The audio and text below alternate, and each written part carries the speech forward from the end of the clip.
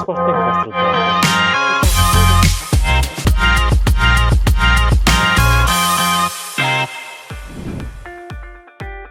За сайн байцгаана уу үзэгчтэй. Chamber podcast-ийн маань ээлж дугаар эхэлж байна. Энэ удаагийн дугаарт Монгол Улсын ерөнхийлөгчийн намын газрын дарга Шатрын холбооны ерөнхийлөгч Зандан Шатргаа өргөдөн ирээд байна. Танд өдөр мэндүргэе. Та бүхэн өдөр мэндүргэе. За Монголын үндэсний худлаа ариун танхимын зүгээс энэ жил 65 жилийн хойд зориулаад оюуны спортын хаан дүрэл болох Шатрын ийм 10 шалралт тэмцээн зохион болохоор болж байна. Тэгээд энэ ажиллагааг маань дэмжиж та бүхэн Шатрын холбоо маань ингээд оролцож байгаад бас баярлалаа гэж хэлмээр байна. Тэгээд энэ тал дээр таны бодол сэтгэл ямар байна? За Шатар бол оюуны спорт. За бизнес, улс төр бүхэл хүрээнд бүх спортыг ч гэсэн шатартай зүйрлдэг. Одоо хөлөмгийг зүлгэн дээрх шатар гэж нэрлэжээвэл сүүлд curling гэдэг одоо нэг мөсөн шагааны спортыг хүртэл мөсөн дээрх шатар гэж зүйрлэгчтэй. Тэгэхээр энэ нөгөө бүх спортод л оюун ухаан, улс төр бизнес тооцоолол шаарддаг учраас бүх спортын одоо үндэс зур шатартай холбоотой гэж орчин үед үздэг болсон. Тийм ч учраас одоо дэлхийн шатрын холбоо FIDE дэлхийн корпорацуудын аврах шалгаруулах тэмцээнийг одоо улам жил болгон зохион байгуулж эхлээд байгаа. 2024 онд Нью-Йоркод дэлхийн корпорацуудын аврах шалгаруулах шатрын тэмцээн амжилттай зохион байгуулагдсан. За 200-300 гаруй одоо компани оролцсноос дэлхийн одоо шилдэг компаниуд одоо улс орнуудаас шалгарч оролцож штэ 200 гаруй улсаас оролцсноос одоо шилдэг 8-д UBS Group Швейцарын, Америкийн BlackRock гэдэг одоо Microsoft бас байсан. Microsoft, Катдын Нанжины групп гэх мэтлэн олон компани орсон дотор бол Казахстаны бас компани. Газрын засны компани. Шалгарсан. Оролцсон байлаа. Ингээд дэлхийн хэмжээний одоо том сангууд, банкуд, Google гэх мэт технологийн компаниуд одоо бас тэмцээнийг одоо бас их идэвхтэй оролцдог болсон. Тэгээ энэ жилийнх бол энэ жилийн корпорацуудын аврах шалгаруулах тэмцээн удахгүй зарлагдана. Одоо Европт болох байх гэж ярьж байгаа. Бас Европын корпорацуудын аврах шалгаруулах тэмцээн болсон. За Швейцар улсууд бол Швейцарын аврах шалгаруулах нээлттэй корпорацуудын тэмцээн улам жил болгон зохион байгуулагддаг. Тэгээ худалдаа ажил дүрийн танхим 65 жилийн ойд зохион тохиолдуулаад ийм санаачлаг гаргаж корпорацуудын аврах шалгаруулах тэмцээн зохион байгуулж байгаа талхаа зогсохгүй бид нар бас хамтран зохион байгуулж байгаа баяртай байна. За баярлалаа. Тэгээ энэ удаа одоо энэхүү тэмцээн маань топ 100 аж ахуйн нэгжийн дунд гэж явагдаж байгаа. Тэгэхээр эдгээр топ 100 аж ахуйн нэгжээс шалгарсан одоо багууд маань цаашаа одоо Азийн авраг болон дэлхийн одоо корпорацуудын аврах шалгаруулах тэмцээнд оролцоод явна гэдэг нь маш том одоо бидний хувьд улс орноос хааштай сурчлах юм боломж гэж бидний хувьд харж байгаа. Тэгээд та бүхний зүгээс бас энэ дэмжиж оролцож байгаа хамтран зохион байгуулж маш их баярлж байгаа. За шатар гэж ярихаар одоо таны одоо нэр хүртэл шатартай холбоотой. Тэгээ би бас асуух юмснаа гэж бодож явдаг байсан. Тэгээд та ер нь хэдэн наснаас эхэлж шатар тоглож эхлэв? 4 наснаас эхэлж тоглож эхэлсэн гэж бас өмнө ярьж ирсэн байлаа. Тэгээд та энэ түүхээс бас нэг жоохон бид нар тавалцаач. За баярлалаа. Би шинэ 3 4 настай аавынхаа шатар тоглож байгааг хараад сурцсан. Манайх хотод баг тойрууд байдаг байсан. Манайд аав намын дээд сургууль сурдаг.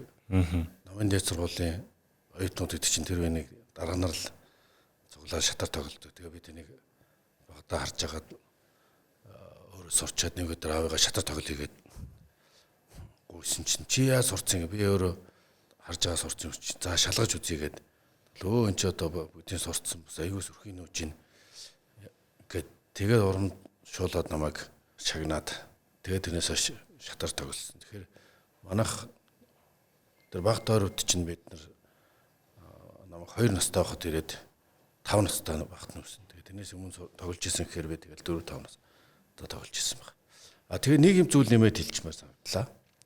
Энэ корпорацуудын аврах шалгаруулах тэмцээнд дэлхийд оролцно гэдэг маань бас зөвхөн тоглох тэмцээн спорт гэдэггүй дэлхийн том компаниудтай харьцаад өгөх.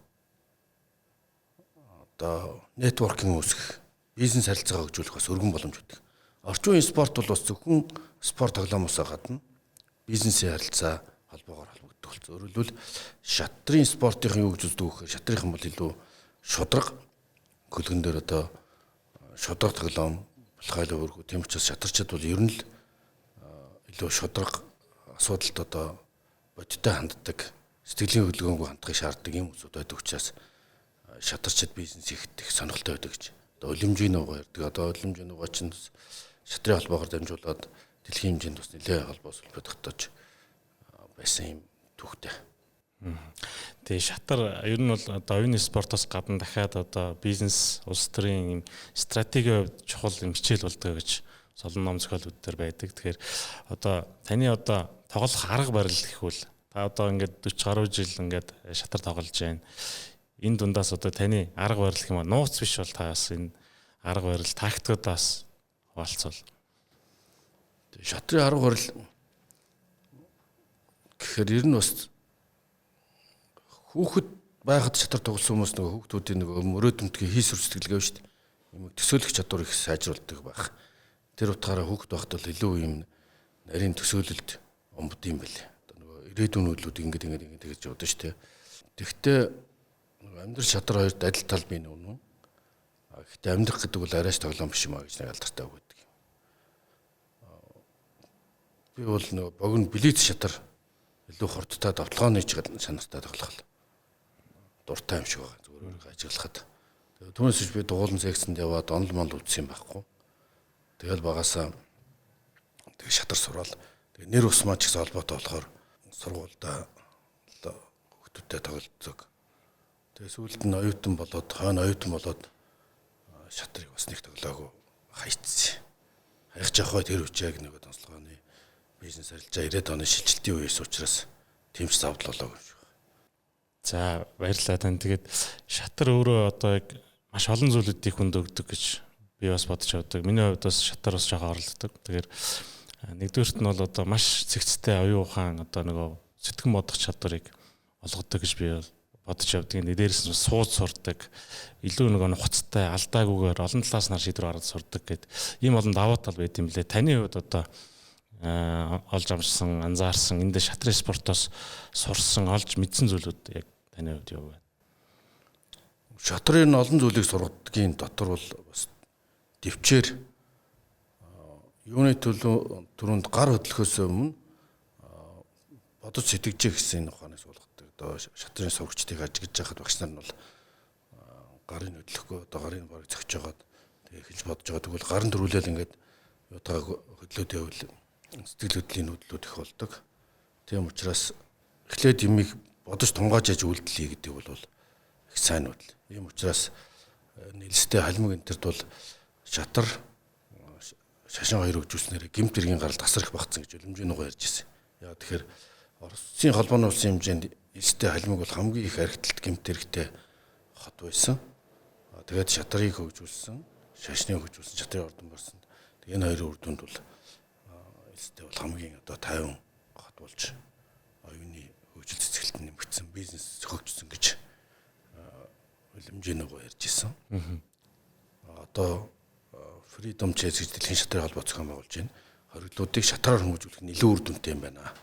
Тэгэд шатрын аврах шалгаруулах тэмцээнийг хоригдлуудын зохион байгуулаад эрхчлөөгөөр шагнадаг ийм хэлбэрийг хөгжүүлж байна.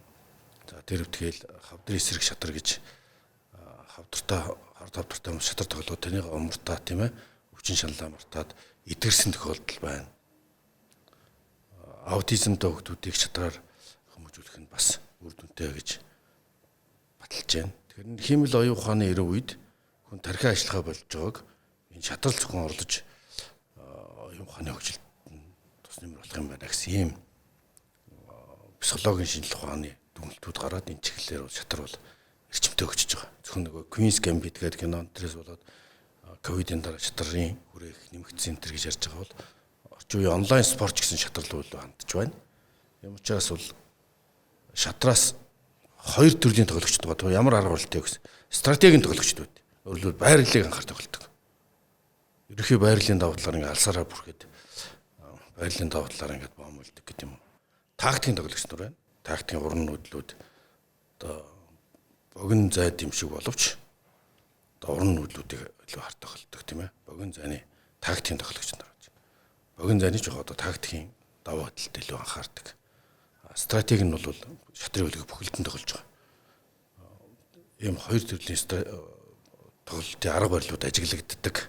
Тийм учраас шатар бол бас стратегийн хувьд стратегийнч тоглоом, бас тактикийнч тоглоом. Тийм учраас дээр үс анх үүсгэхдээ ч гэсэн шатар бол цэргийн урлаг хэлбэрээр л өгсөн байлээ л дээ.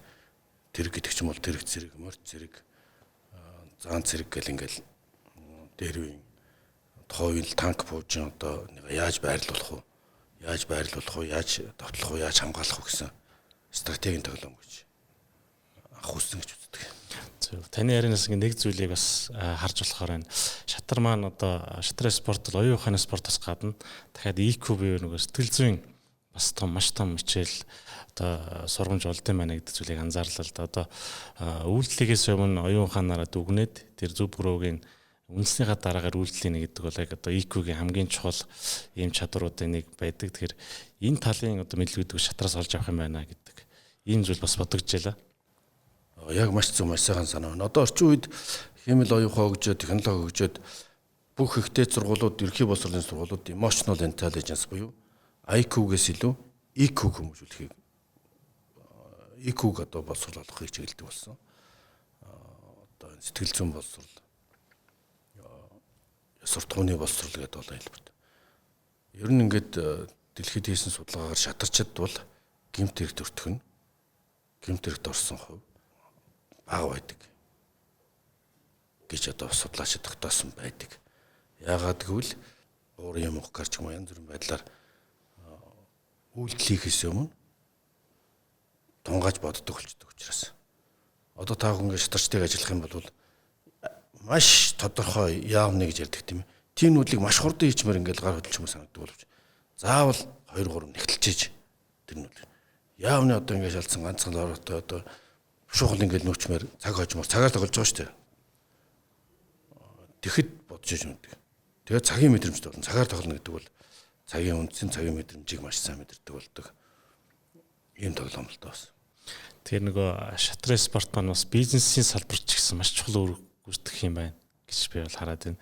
Одоо яг бизнесээ яаж явуулах вэ? Одоо энэ орчин үед бол бизнес гэдэг нь өөрөө одоо маш том тактиктай олон сарын төлөвлөгөөтэй байж хийдэг ийм ажил болчлоо. Тэгэхээр яг энэтэй бас нэлээд холбогдох юм байна. Тэгэхээр энэ удаагийн тэмцээн маань ч гэсэн ер нь топ аж ахуйн нэгжийн дунд энэ удаа аж ахуйн нэгжүүд дундаа шатар тоглодог хүмүүсээ илүү өргөжүүлэх, хөгжүүлэх бас ийм зорилготой. Явандаа бид нараас дэлхийд өрсөлддөг ийм одоо зорилготойгоор энэ тэмцээнийг хийж байгаамаа. Тэгээ цаашдаа уламжлалгоод хийх байх гэж бодож байгаа хэдүүлэн хамтраад бас хийгээд явъя гэсэн юм төлөвлөгөөтэй байгаа.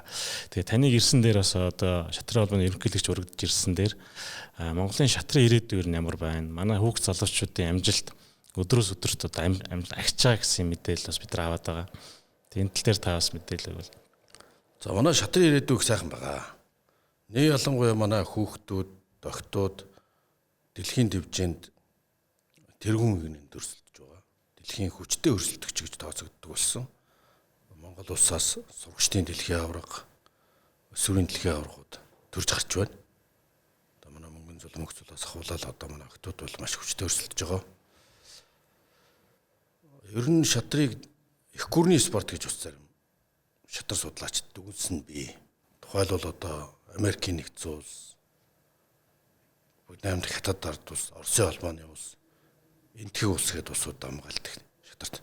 Одоо өөрөлдвөл их гүрнүүд болох, дэлхийн стратегийн их гүрнүүд болох Америкийн нэгдсэн улс, Оросын холбооны улсын шатарчд байхад одоо сүүлийн үед бол тэрбум гаруй хүнтэй энэ хятад энтхийн шатарчд одоо хүчтэй өрсөлдөгч нар болж байна. Сүүлийн дэлхийн аварга гэхэд энтхийн 18 настай Гукеш гээд дэлхийн аварга тодорлоо.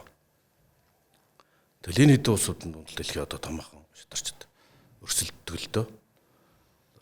Тэгвэл Монгол бол бас их гүрний тасархаа одоо их гүрэн гэдгийг харуулж манай хүүхдүүд бол маш хүчтэй өрсөлдөж байгаа. Энэ нэг цааш нь хөгжүүлэх, чадваржуулах, дэлхийн түвшинд өрсөлдөх технологийн, хөрөнгө санхүүгийн одоо бусад дэмжлэг дутагддаг болоод манай дэлхийн хэмжээнд өрсөлдөх явдал бол харьцангуй бага.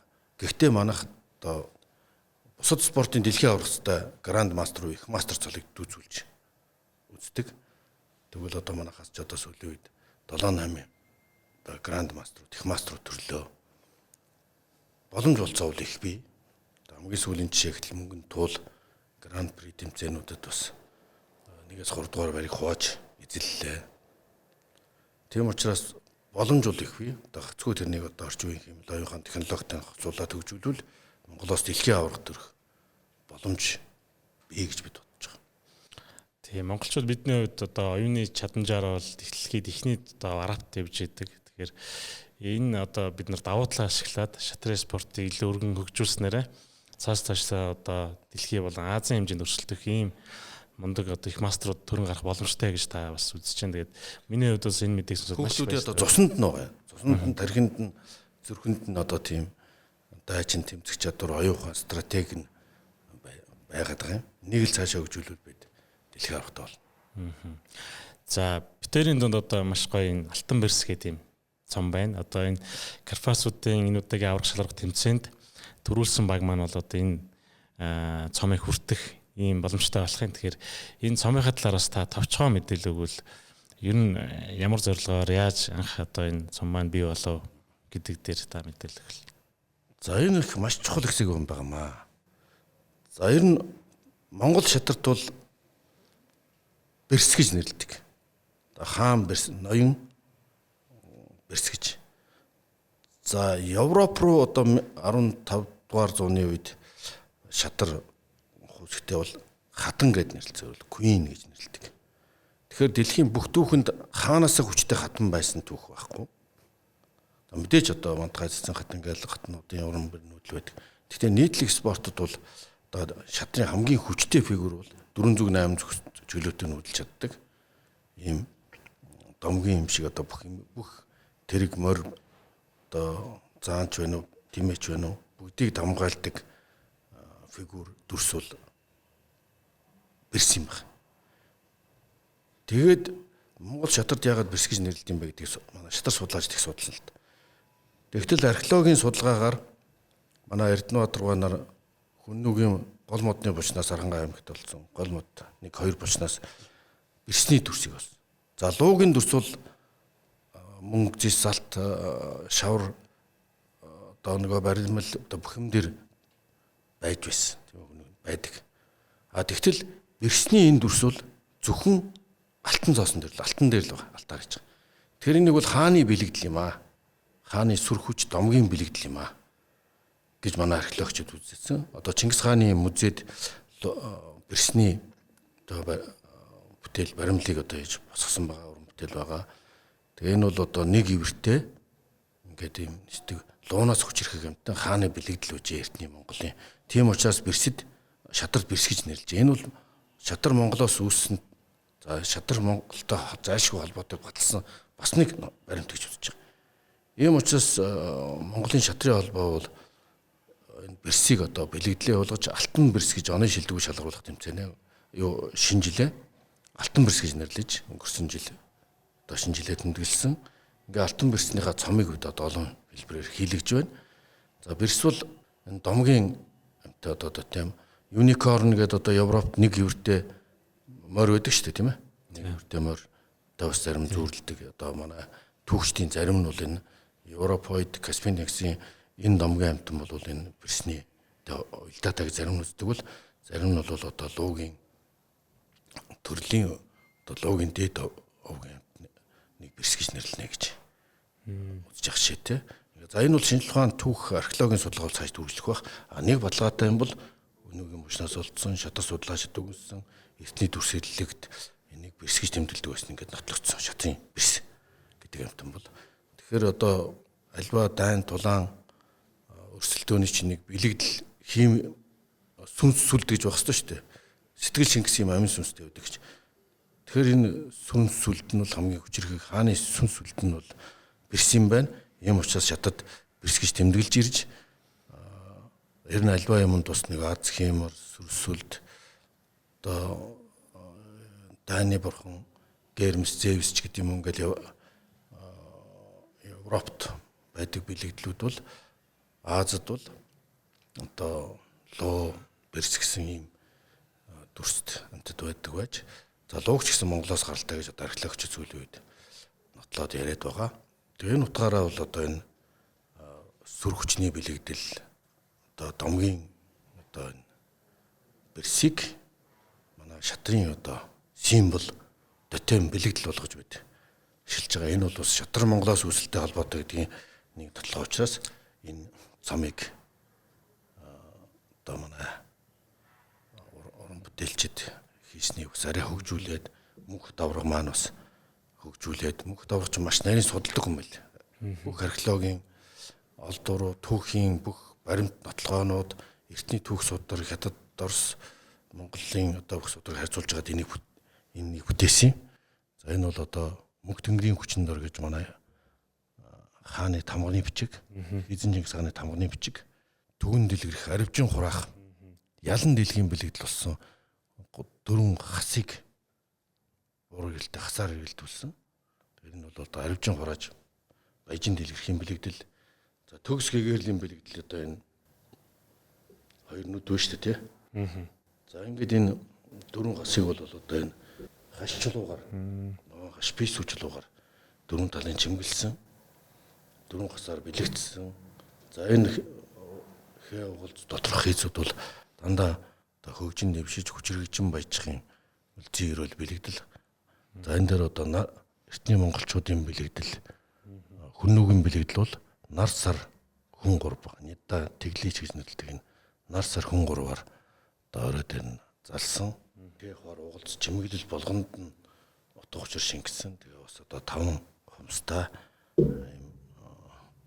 дэлхийн баялагийг эзэмшихийг дэлхийхээс энэ ч бол бас одоо юуны мод биш үү? Хөгжин дэлгэрхийн мод байгаа юм бас. Тийм байна. Баяжин дэлгэрхийн мод л ирсэн бол одоо их утга учир шингээсэн юм цам байгаа юм. За маш гоё мэдээлэл нь. Одоо би бол одоо таны ярианаас анх удаа шатар Монголд үүссэн байх, хөгжсөн байхын боломжтой гэж мэдээлэл одоо сонслоо. Тэгээд маш сонирхолтой мэдээлэл өгсөн бас танид баярлалаа. Тэгээд Монголын үндэсний худлаарын танхимын одоо 65 жилийн ойд зориулсан Алтан Берс хэмээх энэхүү одоо цомын төлөөх Кавказуудын аврагчлах тэмцээн маань 3 сарын 28-29 өдрүүдэд Монголын үндэсний худлаарын танхим дээр болох юм байнамаа. Тэгэхээр одоо нийт оролцох компаниудаа Кавказуудад 5-аас амжилт хүсээд нэг уриалга хэлвэл. Дэлхийн шатрын холбооноос уламжлал болгон зохион байгуулж байгаа Дэлхийн корпорациудын авраг шалгуулах тэмцээнд оролцогчийг сонгон шалгаруулах зорилготой худалдаа ажил дүрийн танхимын бас 65 жилийн ойд зориулсан корпорациудын авраг шалгаруулах тэмцээнд идэвхтэй оролцож байгаа нийт аж ахуй нэгж компаниуд оролцогчдод өндөр амжилт хүсье. Энэ бол бас шатрын спорт, оюун ухааны спорт, бизнес одоо дэлхийд гарах юм бэлэгдэл, дэлхийдээ бас харилцаа холбоо тогтоох, олон улсын түвшинд харилцаа холбоогоо хөгжүүлэх бизнесийн нэтворк үүсгэх юм том боломж бас хоорондоо нэг өдөр цуглаж зөвхөн бизнес ажил төрлөөс гадна одоо спорт, амралт тэгээ ажиллаа хослуулсан ийм нэг 2 өдрийг одоо үр дүнтэй бүтээлч ийм тэмцээн болно тэтгэж нийт оролцогчдод амжилт хүсье. Энэ бол ялах ялгдахын төдий зүйл биш. Шатарт ялах ялгдахаасаа илүү оролцох, ярилцах, мэдрэх, бодох, сэтгэх чухал гэж үздэг. Тэгээ ийм сайхан бодлын сэтгэлгээний оюун ухааны спорттоор амжилт гаргахыг нийт оролцогчдод хүсээрээ. За баярлалаа. Энэ удаагийн дугаарт маань хүрэлцэн ирсэн танд бас маш их баярлалаа. Үзэгчтэй хандаад Дэлхийд Чембер подкаст юм аа. Дараагийн дугаараар эргээд уулзч байгаа. Баярлалаа.